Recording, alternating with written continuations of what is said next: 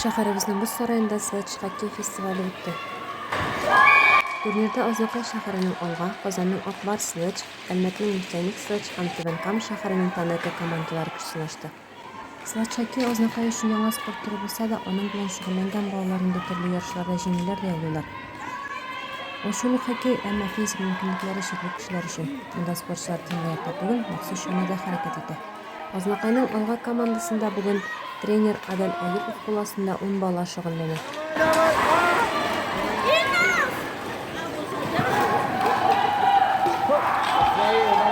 Фестивальне ачу тантанасында район башлыгы Марсель Шәйдуллин да катнашты.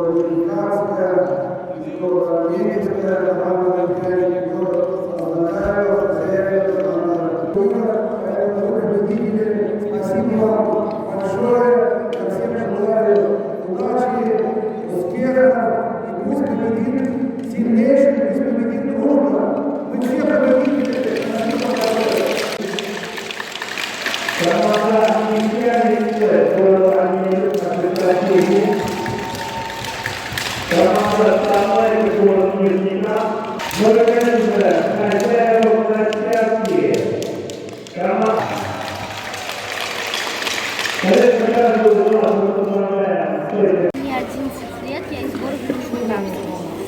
Как ваша команда называется? Сколько ты еще занимаешься? Ваша команда называется Танека Сылыч. Я занимаюсь с этого года. И вот какой-то первый, какой большой турнир? Первый.